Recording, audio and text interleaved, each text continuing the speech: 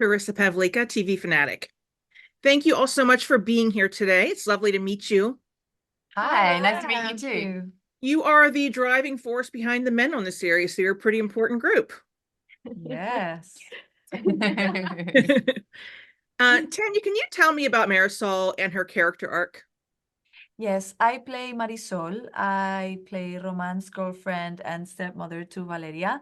Marisol is a Spanish teacher. She came to the United States from Spain, which at that time was living in a dictatorship. So she comes to United States to find a better future, basically. And you will see at the beginning of the show, she has basically everything she wants in life. She's in love. She has a home. She has a family. She's working.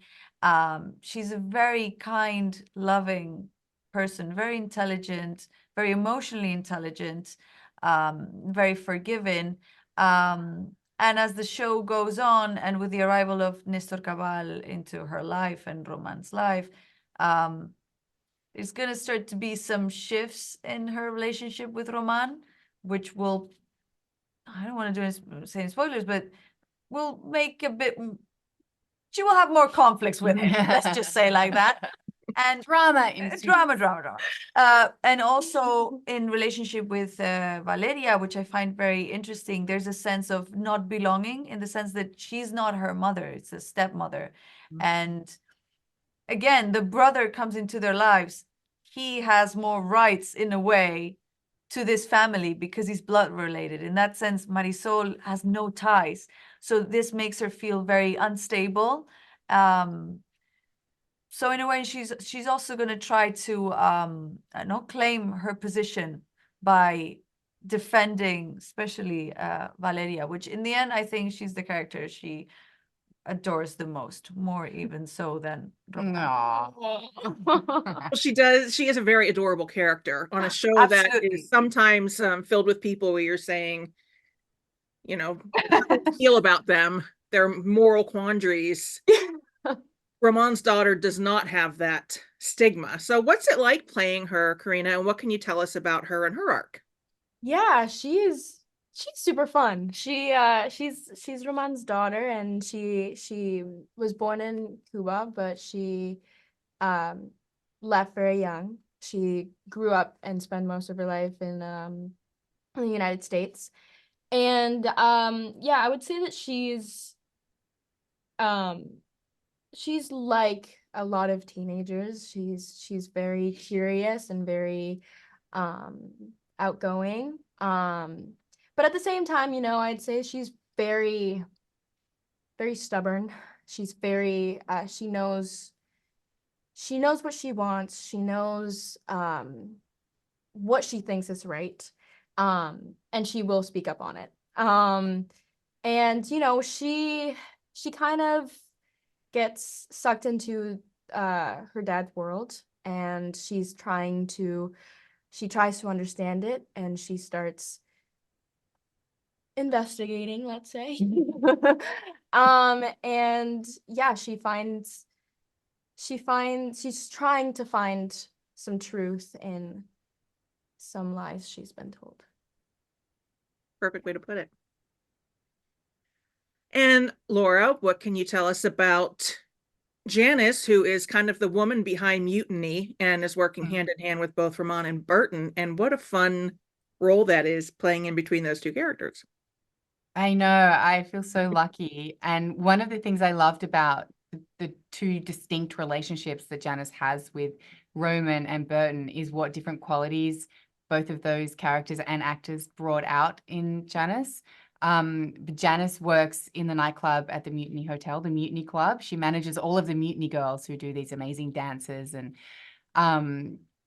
she's also, yes, the confidant and right-hand woman to Roman, and she's got a very close working relationship with him, and she owes him her life, and she's willing to do a lot to protect him. And once Nestor Cabal comes back into the picture for him, he confides a lot in her, with her, and she gets increasingly concerned with the danger that he's finding himself in. And then with Burton, He is so crazy and wild and fun. And she is a bit of a mother figure, but more like a sister to him. And she's a confidant as well, but kind of trying to bring him back into line. And, you know, as his storyline goes on, kind of protect him as well. She is very much a protector. And I have to ask, did you have any on-screen inspirations that you chose from? I see Janice as a kind of a combination of Donna from Suits and Joan from Mad Men. Oh You know, my God. she's Joan got from that Mad really Men? strong presence. Yes.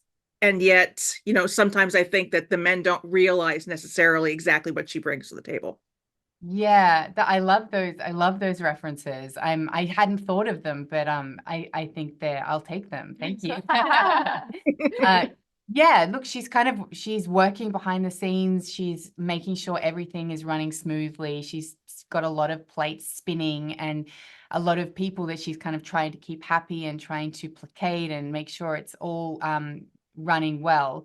She's got a pretty dark history that really informs the way she wants to run the club now. She wants to give the girls an empowering environment to work within that she didn't have when she was in a much more abusive situation in her past.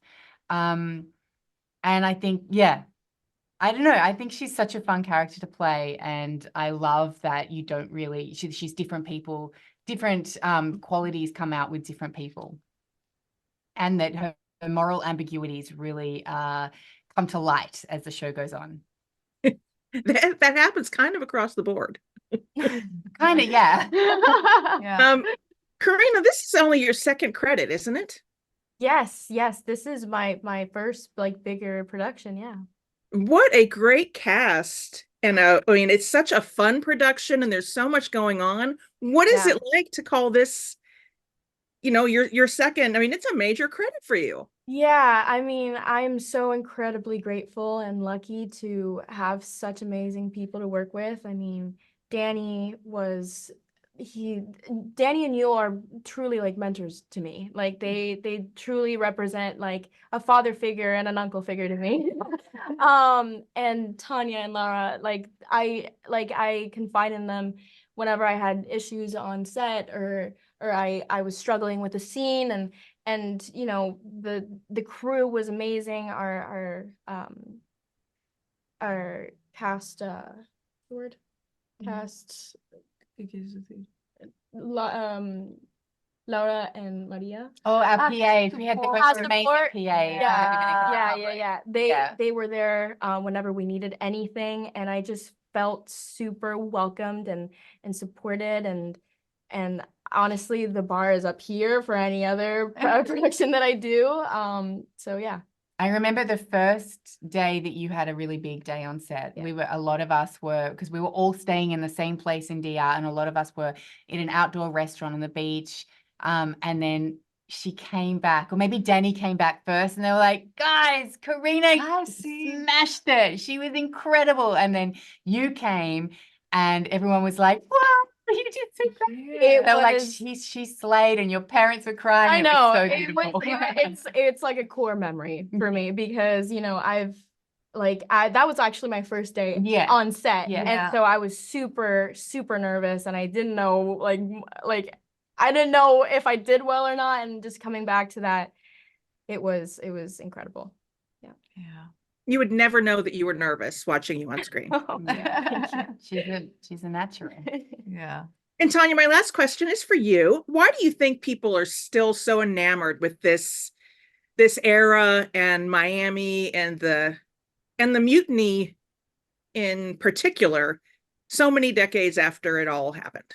Yeah. I feel like especially lately there's a comeback of the 70s, no? I think you know, as time goes by we go back and forth in different areas. I think now we're coming back to this again with the type of music. It's becoming fashionable again. The aesthetics of you have all of it. You can go for the most the superficial part of it with the music and the colors and all the sexiness and all the dangerous part of it. But I think what is appealing to this show to the eyes of somebody watching it from 2024 is that we are giving a ¿cómo se dice?